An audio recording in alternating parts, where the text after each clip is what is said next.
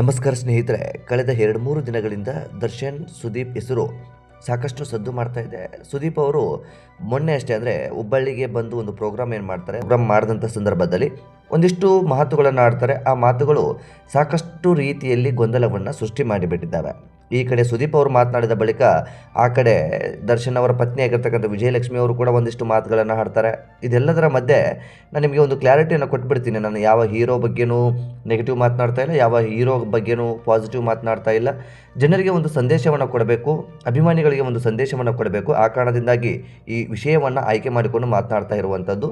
ಈ ವಿಷಯ ನಿಮಗೆ ಒಂದು ಸ್ವಲ್ಪ ಕಹಿ ಕೂಡ ಅನಿಸ್ಬೋದು, ಆದರೆ ಇದು ಒಂದು ಸಿಹಿಯಾದ ಕಹಿ. ಇದನ್ನು ಯಾವ ರೀತಿಯಾಗಿ ನೀವು ತೆಗೆದುಕೊಳ್ತೀರೋ ಅದು ನಿಮಗೆ ಬಿಟ್ಟಿರ್ತಕ್ಕಂಥ ವಿಚಾರ. ಆದರೆ ಈ ಒಂದು ವಿಡಿಯೋನ ನೀವು ಕೊನೆವರೆಗೂ ನೋಡಿ. ಕೊನೆವರೆಗೂ ನೋಡಿದ್ರೆ ಏನಿದು ಸತ್ಯಾಸತ್ಯತೆ ಎಲ್ಲವೂ ಕೂಡ ಗೊತ್ತಾಗೋದಕ್ಕೆ ಸಾಧ್ಯ ಆಗುತ್ತೆ.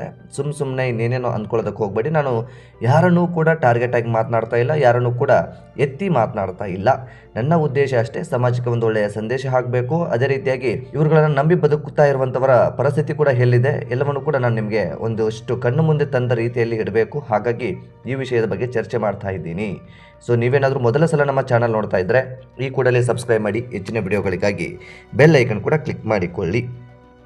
ಆರಂಭದಲ್ಲಿ ನಾವು ಸುದೀಪ್ ಅವರ ವಿಚಾರಕ್ಕೆ ಸಂಬಂಧಪಟ್ಟ ಹಾಗೆ ಗಮನಿಸೋದಾದರೆ, ಹುಬ್ಬಳ್ಳಿಯಲ್ಲಿ ಕೆಲವೊಂದಿಷ್ಟು ವೇದಿಕೆಯಲ್ಲಿ ಬಂದಂಥ ಸಂದರ್ಭದಲ್ಲಿ ಕೆಲವೊಂದಿಷ್ಟು ಮಾತುಗಳನ್ನು ಆಡ್ತಾರೆ. ಅದರಿಂದ ಟೀಕೆ ಟಿಪ್ಪಣಿಗಳು, ವಾದ ವಿವಾದಗಳು ಎಲ್ಲವೂ ಕೂಡ ಆರಂಭವಾಗಿದ್ದಾವೆ. ಇನ್ನು ಈ ವಿಷಯಕ್ಕೆ ಸಂಬಂಧಪಟ್ಟ ಹಾಗೆ ಸುದೀಪ್ ಅವರು ಈವರೆಗೂ ಕೂಡ ಪ್ರತಿಕ್ರಿಯೆಯನ್ನು ಕೊಟ್ಟಿಲ್ಲ. ಬದಲಿಗೆ ಅವ್ರ ಜೊತೆಗಿರುವಂಥವರು ಬೇರೆಯವರು ಈ ಸುದೀಪ್ ಅವರು ಹಾಗೆ ಹೇಳಿದ್ದಲ್ಲ, ಹೀಗೆ ಹೇಳಿದ್ದಲ್ಲ, ಅವರು ಟಾಂಗ್ ಕೊಡೋದಕ್ಕೆ ಹೇಳಿದ್ದಲ್ಲ, ಅಥವಾ ಇನ್ಯಾರಿಗೋ ನೋವು ಮಾಡುವ ಕಾರಣಕ್ಕೆ ಹೇಳಿರುವಂಥದ್ದಲ್ಲ, ಹಾಗಂತೆ ಹೀಗಂತೆ ಅನ್ನೋ ಒಂದಿಷ್ಟು ಹಂತೆ ಕಂತೆಗಳನ್ನು ಬಿತ್ತಾ ಇದ್ದಾರೆ. ಅದು ಸರಿಯೋ ತಪ್ಪೋ ನನಗೂ ಕೂಡ ಗೊತ್ತಿಲ್ಲ. ಆದರೆ ಆ ವೇದಿಕೆಯ ಮೇಲೆ ಆ ವ್ಯಕ್ತಿಗೆ ಆ ಒಂದು ಮಾತುಗಳು ಯಾಕೋ ಸೂಕ್ತ ಅಂತ ಅನ್ನಿಸ್ತಿರಲಿಲ್ಲ. ಇನ್ನು ಪೈರಸಿ ವಿಚಾರಕ್ಕೆ ಸಂಬಂಧಪಟ್ಟ ಹಾಗೆ ಆ ರೀತಿಯಾಗಿ ಮಾತನಾಡಿದ್ರು ಅನ್ನೋ ರೀತಿಯಲ್ಲಿ ಹೇಳ್ತಾ ಇದ್ದಾರೆ. ಆದರೆ ಸುದೀಪ್ ಅವರು ಅದನ್ನು ನೇರವಾಗಿ ಹೇಳಬೇಕಾಗಿತ್ತು. ನಾವು ಯುದ್ಧಕ್ಕೆ ಸಿದ್ಧ, ಬದ್ಧ, ಆ ರೀತಿಯಾದಂಥ ಮಾತುಗಳನ್ನು ಆಡುವಂಥದ್ದು, ಆ ರೀತಿಯಾದಂಥ ಮಾತುಗಳನ್ನು ಆಡೋದು ವೇದಿಕೆ ಮೇಲೆ ಸೂಕ್ತ ಅಂತ ಅನಿಸುತ್ತಾ? ಸೊ ನಿಜವಾಗಿಯೂ ಅದು ಅರ್ಥ ಆಗದೇ ಇರುವಂಥ ಒಂದು ಪ್ರಶ್ನೆ. ಸೊ ಹಾಗಾಗಿ ಅದೇನೇ ಇರಲಿ, ಅವರು ಯಾವ ಉದ್ದೇಶದಿಂದ ಹೇಳಿದ್ರೋ, ಅದು ಇನ್ಯಾವ ಉದ್ದೇಶ ಅವರಲ್ಲಿ ಇತ್ತೋ ಅದು ನಮಗೆ ಗೊತ್ತಿಲ್ಲದಂತಹ ವಿಚಾರ. ಇನ್ನು ದರ್ಶನ್ ಅವರ ಹೆಂಡತಿಯಾಗಿರ್ತಕ್ಕಂಥ ವಿಜಯಲಕ್ಷ್ಮಿ ಅವರು ಕೂಡ ಇದೇ ಸಂದರ್ಭದಲ್ಲಿ ಒಂದಿಷ್ಟು ಟಾಂಗ್ಗಳನ್ನು ಕೊಡ್ತಾರೆ. ದರ್ಶನ್ ಊರಲ್ಲಿದ್ದಂಥ ಸಂದರ್ಭದಲ್ಲಿ ಕೆಲವೊಂದಿಷ್ಟು ಜನ ಬೆಂಗಳೂರಲ್ಲಿ ಇದ್ದು ಇಲ್ಲದ ಹಾಗೆ ಇದ್ದರು. ಸೊ ಆ ರೀತಿಯಾದಂಥ ಮಾತುಗಳು ಕೂಡ ಸೂಕ್ತ ಅಂತ ಅನಿಸೋದಿಲ್ಲ. ಅದು ಯಾವ ವಿಚಾರಕ್ಕೆ ಸಂಬಂಧಪಟ್ಟ ಹಾಗೆ ಯಾರಿಗೆ ಮಾತನಾಡಿದ್ರೋ, ಹೇಗೆ ಮಾತನಾಡಿದ್ರೋ ಅದನ್ನು ನನಗೆ ಗೊತ್ತಿಲ್ಲ. ಆದರೆ ಈ ಎಲ್ಲವನ್ನು ಕೂಡ ಜನಗಳು ಅಥವಾ ಕೆಲವೊಂದಿಷ್ಟು ಅಭಿಮಾನಿಗಳು ಹೋಲಿಕೆಗಳನ್ನು ಮಾಡ್ತಾ ಇರುವಂಥದ್ದು ಏನಂದರೆ, ಸ್ಟಾರ್ ವಾರ್ ಆರಂಭವಾಯಿತಾ, ಇದಕ್ಕೆ ಆರಂಭವನ್ನು ಸುದೀಪ್ ಅವರು ಕೊಟ್ಟರ ಅನ್ನೋದು. ನಿಜಕ್ಕೂ ಈ ರೀತಿಯಾದಂಥ ಪ್ರಶ್ನೆ ಕಾಡುತ್ತೆ. ಇದೆಲ್ಲವೂ ಕೂಡ ಅರ್ಥ ಮಾಡ್ಕೊಳ್ಬೇಕಾಗತ್ತೆ. ಸ್ಟಾರ್ಗಳಾದಂಥವರು ಇದಕ್ಕೆ ಯಾವುದಕ್ಕೂ ಕೂಡ ಪ್ರೋತ್ಸಾಹವನ್ನು ಕೊಡಬಾರ್ದು. ಅದಕ್ಕೆ ಎಲ್ಲ ವಿಷಯ ಕೂಡ ಅವ್ರಿಗಳಿಗೂ ಗೊತ್ತಿದೆ. ನಾವು ಒಂಚೂರು ಹೆಚ್ಚು ಕಡಿಮೆ ಮಾತನಾಡಿಬಿಟ್ರು ಅಭಿಮಾನಿಗಳು ಇದನ್ನು ಬೇರೆ ರೀತಿಯಾಗಿ ತೆಗೆದುಕೊಳ್ಳಬಹುದು. ಇಲ್ಲೇನೋ ಒಂದು ಬೇರೆ ರೀತಿಯಾದಂಥ ವಿಭಿನ್ನವಾದ ಮನಸ್ತಾಪಗಳು ಬರಬಹುದು. ಇದೆಲ್ಲವೂ ಕೂಡ ಸುದೀಪ್ ಅವರಿಗೆ ಸೂಕ್ಷ್ಮವಾಗಿ ಗೊತ್ತಿದೆ. ಯಾಕೆಂತಂದರೆ ಸುದೀಪ್ ಅವರನ್ನು ಪ್ರತಿಕ್ಷಣವೂ ಕೂಡ ಗಮನಿಸ್ತಾ ಬರ್ತಾ ಇದ್ದೀವಿ. ಸಣ್ಣ ತಪ್ಪುಗಳನ್ನು ಕೂಡ ಗಮನಿಸ್ತಾರೆ, ಅದರ ಬಗ್ಗೆ ತಿಳುವಳಿಕೆಗಳನ್ನು ಜನರಿಗೆ ಹೇಳ್ತಾರೆ, ಅಥವಾ ಏನೇನೋ ಒಂದು ಆಗುತ್ತೆ. ಅಂದರೆ ಸೂಕ್ಷ್ಮತೆಯನ್ನು ಕೂಡ ಗಮನಿಸುವಂಥ ಮನಸ್ಥಿತಿ ಮತ್ತು ಸೂಕ್ಷ್ಮತೆಯನ್ನು ಗಮನಿಸುವಂಥ ಕೆಪಾಸಿಟಿ ಆ ವ್ಯಕ್ತಿಗಿದೆ. ಆದರೆ ಈ ಒಂದು ವೇದಿಕೆ ಮೇಲೆ, ಅಷ್ಟೊಂದು ದೊಡ್ಡ ವೇದಿಕೆ ಮೇಲೆ ಆ ರೀತಿಯಾಗಿ ಮಾತನಾಡೋದು ನಿಜಕ್ಕೂ ಒಂದು ಅಲ್ಲ ಅಂತ ಕಾಣಿಸುತ್ತೆ. ಇನ್ನು ದರ್ಶನ್ ಅವರ ಅಭಿಮಾನಿಗಳ ವಿಚಾರಕ್ಕೆ ಬರೋದಾದರೆ, ಈಗಾಗಲೇ ನಿಮಗೆ ಗೊತ್ತಿರೋ ಹಾಗೆ ದರ್ಶನ್ ಮತ್ತು ಸುದೀಪ್ ಅವರ ಅಭಿಮಾನಿಗಳು ಒಂದಿಷ್ಟು ಹಾಗಂತೆ ಹೀಗಂತೆ ಅಂತ ಮಾತನಾಡ್ತಾ ಇದ್ದಾರೆ. ಕೆಲವರು, ಎಲ್ಲರೂ ಅಂತ ನಾನು ಹೇಳ್ತಾ ಇಲ್ಲ, ನಿಮ್ಮೆಲ್ಲರಿಗೂ ಕೂಡ ಗೊತ್ತಿರಲಿ, ದರ್ಶನ್ ಅವರಾಗಿರಲಿ ಸುದೀಪ್ ಅವರಾಗಿರಲಿ ಯಾರೂ ಕೂಡ ದುಡ್ಡಿಲ್ಲದೆ ಇರುವಂಥ ವ್ಯಕ್ತಿಗಳೇನಲ್ಲ. ಈಗ ತಕ್ಕ ಮಟ್ಟಕ್ಕೆ ಸಾಕಷ್ಟು ದುಡ್ಡನ್ನು ಮಾಡ್ಕೊಂಡಿದ್ದಾರೆ.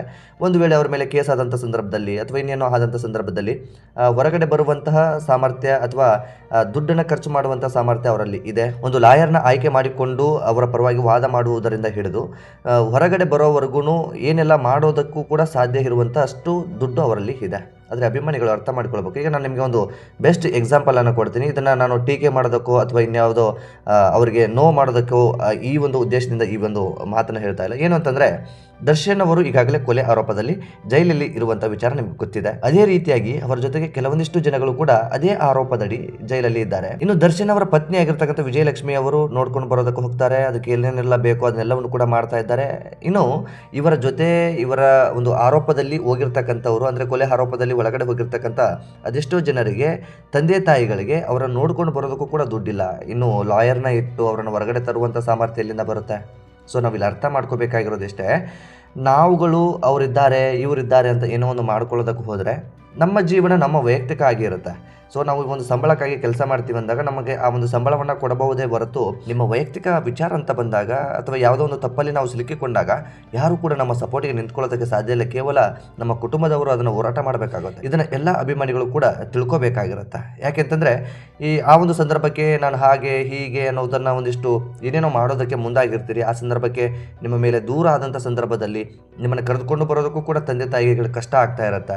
ಸೊ ಅಂಥ ಪರಿಸ್ಥಿತಿಯಲ್ಲಿ ನಮ್ಮ ಕುಟುಂಬಗಳಿರ್ತವೆ. ಅದನ್ನು ನಾವು ಮೊದಲು ಅರ್ಥ ಮಾಡ್ಕೊಳ್ಬೇಕಾಗುತ್ತೆ. ಯಾರೋ ನಟನ ಒಂದು ಅಭಿಮಾನಿಗಳು ಆಗಿದ್ದೀರಿ ಅಥವಾ ಆಗೋದು ತಪ್ಪು ಅಂತ ನಾನು ಹೇಳೋದು. ಯಾವ ನಟರು ಇಷ್ಟ ಆಗ್ತಾರೋ ಅವರ ಅಭಿಮಾನಿಗಳಾಗಿ, ಆದರೆ ಅವ್ರನ್ನ ಎಲ್ಲ ಟೈಮಲ್ಲೂ ಕೂಡ ಫಾಲೋ ಮಾಡೋದು ನಿಜಕ್ಕೂ ಎಷ್ಟು ಸರಿ ಅಂತ ನಿಮಗೆ ನೀವೇ ಪ್ರಶ್ನೆ ಮಾಡ್ಕೊಳ್ಳಿ. ಯಾವ ಸಂದರ್ಭಕ್ಕೆ ಮಾತನಾಡಬೇಕು, ಯಾವ ಸಂದರ್ಭಕ್ಕೆ ಸೈಲೆಂಟ್ ಆಗಿರಬೇಕು, ಅದು ಕೂಡ ತುಂಬ ಮುಖ್ಯ ಆಗಿರುತ್ತೆ. ಸೊ ಇಲ್ಲಿ ತುಂಬ ಮುಖ್ಯವಾದಂಥ ಪಾಯಿಂಟ್ಸ್ಗಳಿದ್ದಾವೆ, ಗಮನಿಸಿ. ನಾನು ಯಾರನ್ನು ಟೀಕೆ ಮಾಡಬೇಕು ಅಥವಾ ಯಾರಿಗೋ ಒಂದು ಮನಸ್ಸು ಕುಗ್ಗಿಸ್ಬೇಕು ಅಥವಾ ಇನ್ನೇನೋ ಮಾಡಬೇಕು ಅನ್ನೋ ಉದ್ದೇಶದಿಂದಲ್ಲ, ಸತ್ಯಾಸತ್ಯತೆ ಏನು ಎಂಬುದನ್ನು ನಿಮ್ಮ ಮುಂದೆ ಇಡ್ತಾ ಇದ್ದೀನಿ.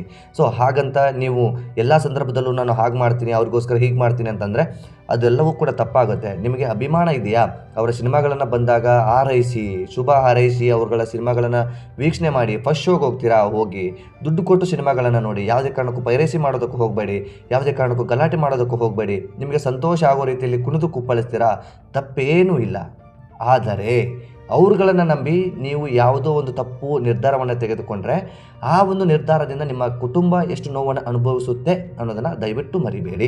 ಕನ್ನಡ ಚಿತ್ರರಂಗದಲ್ಲಿ ಸಾಕಷ್ಟು ಸಿನಿಮಾಗಳು ಬರ್ತಾ ಇದ್ದಾವೆ. ಕೇವಲ ಇವರು ಅನ್ನೋದೇ ಎಲ್ಲ ಸಿನಿಮಾಗಳನ್ನು ಕೂಡ ವೀಕ್ಷಣೆ ಮಾಡಿ. ಕನ್ನಡ ಚಿತ್ರರಂಗ ಒಂದು ಉನ್ನತ ಸ್ಥಾನದಲ್ಲಿದೆ. ದಯವಿಟ್ಟು ಆ ಒಂದು ಚಿತ್ರರಂಗಕ್ಕೆ ಕಳಂಕ ತರುವಂಥ ಕೆಲಸಗಳನ್ನು ಯಾವ ನಟ ನಟಿಯರು ಕೂಡ ಮಾಡೋದಕ್ಕೆ ಹೋಗಬೇಡಿ. ಇಷ್ಟು ದಿನ ಸೈಲೆಂಟ್ ಆಗಿರ್ತಕ್ಕಂಥ ಈ ಒಂದು ಕನ್ನಡ ಚಿತ್ರರಂಗ ಈಗ ಒಂದು ಸ್ಟಾರ್ ವಾರ್ ಅನ್ನೋ ಒಂದು ಪದ ಬಳಕೆಯನ್ನು ಮಾಡ್ತಾ ಇದೆ. ಅಂತಂದರೆ ಬೇರೆ ಬೇರೆ ಅಭಿಮಾನಿಗಳಿಂದ ಆಗಿರ್ಬೋದು, ಮಾಧ್ಯಮದಲ್ಲೂ ಕೂಡ ನೀವು ಚರ್ಚೆಗಳನ್ನು ನೋಡುತ್ತಾ ಇರ್ಬೋದು. ಈ ಕಡೆ ವಿಜಯಲಕ್ಷ್ಮಿ ಮಾತನಾಡಿರ್ತಕ್ಕಂಥದ್ದಾಗಿರ್ಬೋದು, ಅದೇ ರೀತಿಯಾಗಿ ಆ ಕಡೆ ಸುದೀಪ್ ಅವರು ಮಾತನಾಡಿರ್ತಕ್ಕಂಥದ್ದಾಗಿರ್ಬೋದು.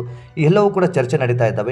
ಇದು ಹಾಗಲ್ಲ ಹೀಗೆ ಅನ್ನೋದಕ್ಕೆ ಬೇರೆ ಬೇರೆಯವರು ಒಂದು ಉತ್ತರಗಳನ್ನು ಕೊಡ್ತಾ ಇದ್ದಾರೆ. ಯಾವುದು ಸರಿ ಯಾವುದು ತಪ್ಪು ಅಂತ ಇಲ್ಲಿ ನಾವು ವಾದ ವಿವಾದವನ್ನು ಮಾಡೋದಕ್ಕಿಂತ ನಾವು ಯಾವ ಸ್ಥಾನದಲ್ಲಿದ್ದೀವಿ, ನಾವು ಯಾವ ಸಂದರ್ಭದಲ್ಲಿ ಯಾವ ಮಾತುಗಳನ್ನು ಆಡಬೇಕು ಅನ್ನೋದು ಕೂಡ ಎಲ್ಲ ಸ್ಟಾರ್ ನಟರಿಗೂ ಕೂಡ ಒಂದು ಗಮನದಲ್ಲಿ ಇರಬೇಕಾಗುತ್ತೆ. ನಿಮ್ಗೆಲ್ರಿಗೂ ಕೂಡ ಗೊತ್ತಿರೋ ಹಾಗೆ ಸುದೀಪ್ ಅವರ ನಟನೆಯ ಇನ್ನೇನು ಸಿನಿಮಾ ಕೂಡ ರಿಲೀಸ್ ಆಗ್ತಾ ಇದೆ. ಅಂತಂದರೆ ಈ ಒಂದು ಮಾರ್ಕ್ ಸಿನಿಮಾ ಕೂಡ ರಿಲೀಸ್ ಆಗ್ತಾ ಇದೆ. ಎಲ್ಲರೂ ಕೂಡ ನೋಡಿ.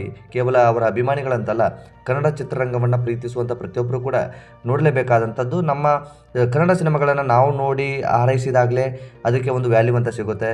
ಒಂದು ಸಿನಿಮಾ ತಂಡ ಕೆಲಸ ಮಾಡ್ತಾ ಇರುತ್ತೆ ಅಂದರೆ ಅದು ಅಷ್ಟು ಸುಲಭವಾದಂಥದ್ದಿರಲ್ಲ. ಸಾಕಷ್ಟು ದುಡ್ಡುಗಳನ್ನ ಹಾಕಿರ್ತಾರೆ, ಸಾಕಷ್ಟು ಜನ ಕಲಾವಿದರು ಇರ್ತಾರೆ.